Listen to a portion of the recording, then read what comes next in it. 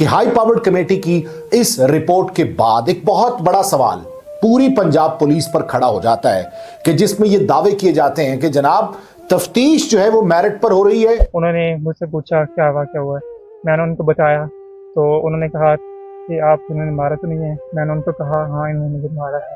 तो SHO साहब खड़े थे साथ, तो DIG साहब ने ये कहा। और सब एक बात कर रहे थे कि ये गुलाम मुर्तजा झूठ बोल रहा है, इसने अपनी बीवी को ठिकाने लगाया है। आप तसव्वुर करें एक शौहर के लिए ये तमाम बातें किस कदर दर्दनाक हो सकती हैं। इन्होंने उस जगह को खुला छोड़ा हुआ है, उनके अपने घर में बच्चे नहीं। इतनी बड़ी मुजरिमाना गफलत, मुजरिमाना कहना भी इसको छोटी बात है। नाज़रीन, हाई पावर्ड कमेटी जो तश्कील दी गई थी सानिहा भाटी गेट के जिम्मेदारों का तयन करने के लिए, स्पेशली पुलिस एहलकारों का, उसकी रिपोर्ट मंजर आम पर आ चुकी है।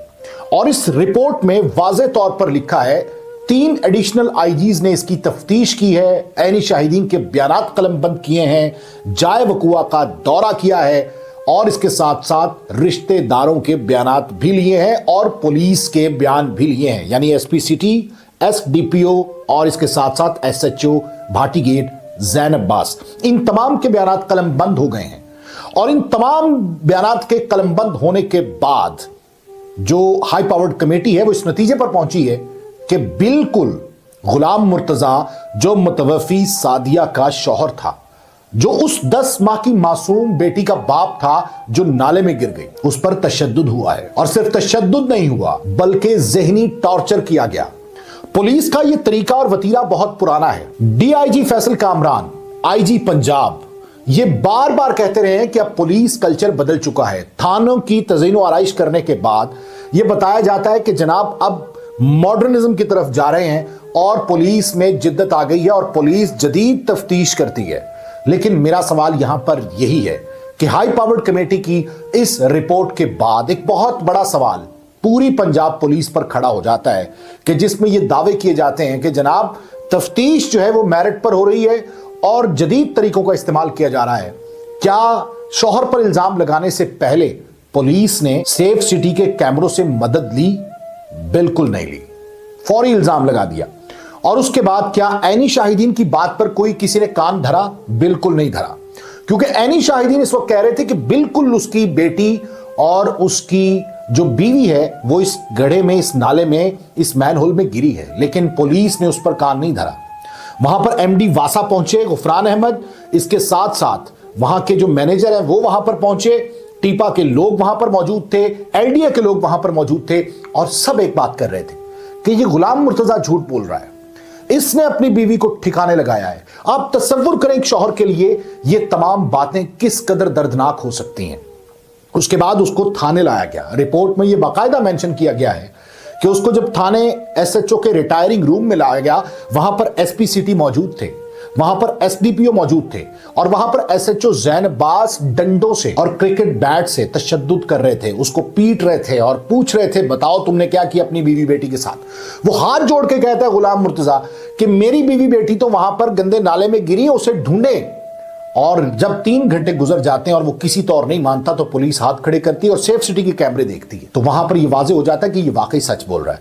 अब उन 3 घंटों का हिसाब कौन देगा, क्योंकि पानी का इतना प्रेशर था कि वो बॉडी आउटफॉल रोड से 3 किलोमीटर दूर जाकर मिलती है और उसके साथ साथ वहीं से सगिया पुल के करीब से उसकी बेटी की लाश भी निकाल ली जाती है। और जब इन दोनों की लाशें निकलती हैं तो फिर उस पर यकीन आता है कि ये शौहर सच कह रहा था। ये है हमारा सिस्टम, ये है हमारी जिद्दत, ये है हमारे जदीद तफ्तीशी तरीकाकार के जिसके नतीजे में 2 लोगों की जान चली गई और जो मजलूम शौहर है उसको पुलिस ने अपने पास बंदी बना के रखने की कोशिश की, उस पर तशद्दुद किया गया।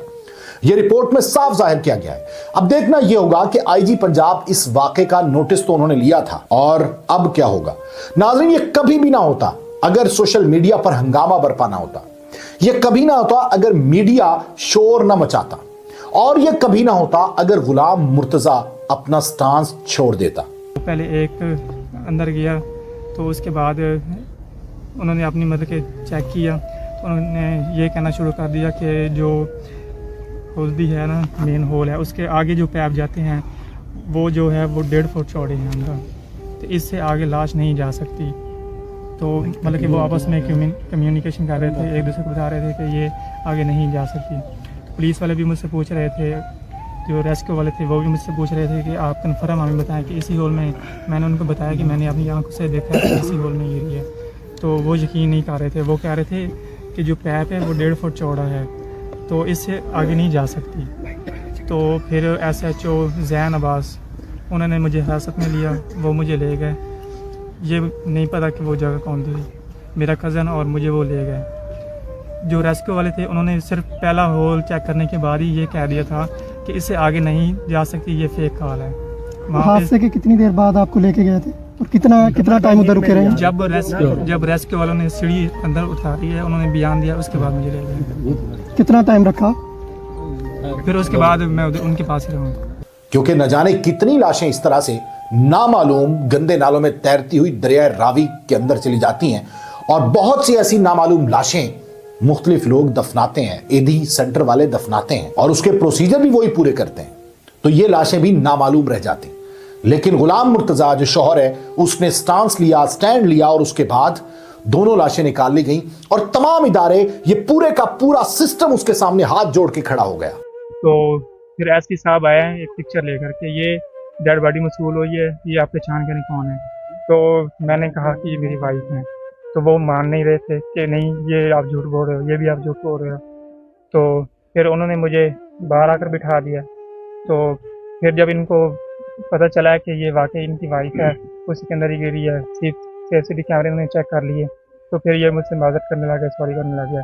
फिर मैं उधर बैठा था, फिर DIG साहब आए, उन्होंने मुझसे पूछा क्या वाक़या हुआ है। मैंने उनको बताया, तो उन्होंने कहा कि आप इन्होंने मारा तो नहीं है। मैंने उनको कहा हाँ इन्होंने मुझे मारा है। तो SHO साहब खड़े थे साथ, तो DIG साहब ने ये कहा कि आप कैसे बेवकूफ़ SHO कि उसके साथ पहले भी इतना बड़ा वाक़या पेश आया ऊपर कि आप उसको मार रहे हो, शर्म करो, ऐसा उनको कहा था। CM साहिबा पहुंची एयरपोर्ट लाउंज भक्कर से वापसी पे उन्होंने पूरी ब्यूरोक्रेसी को बुला लिया, और एक साहब ने कहा कि उनसे सॉरी कर लें। सॉरी से कौन सा वो वापस आएंगे?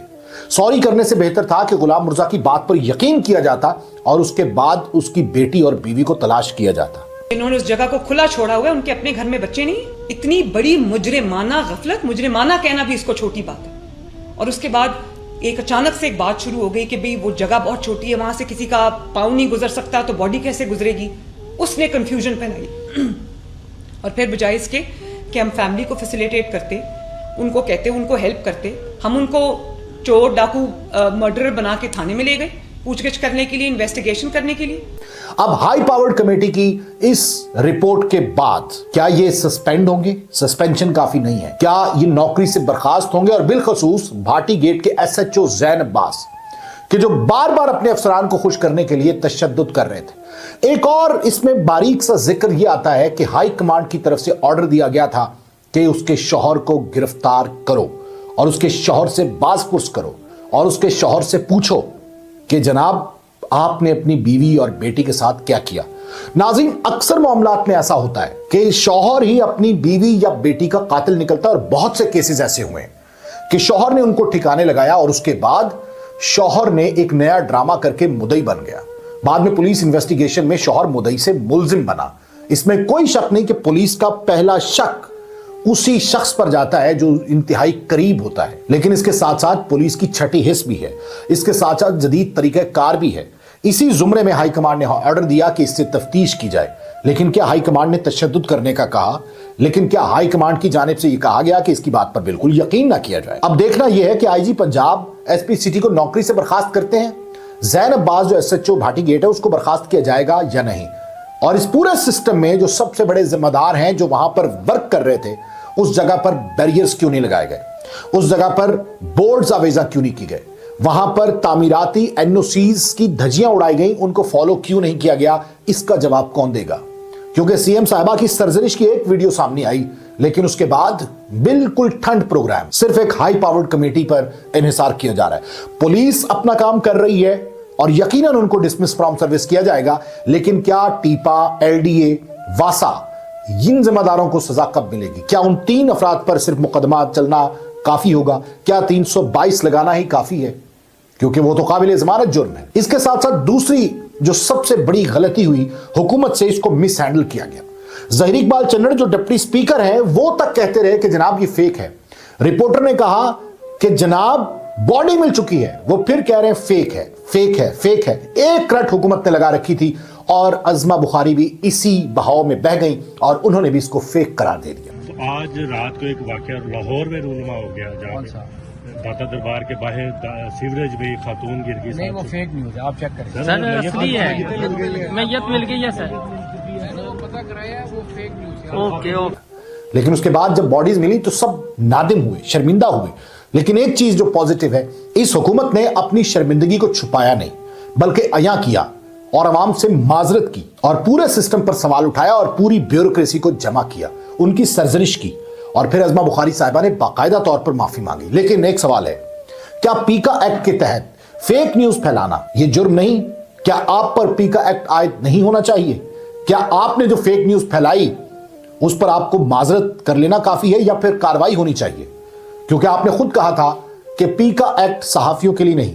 اگر کوئی صحافی ایسی خبر دے دیتا تو کیا اس کا معافی مانگ لینا کافی تھا یا پھر اس پر کوئی کارروائی ہوتی؟ یہ ہے ہمارا سسٹم. اس پورے لاہور کے, اس پورے پنجاب کی بیوروکریسی کو, اس پورے انتظامی ڈھانچے کو غلام مرتضیٰ نے ایکسپوز کر دیا ہے.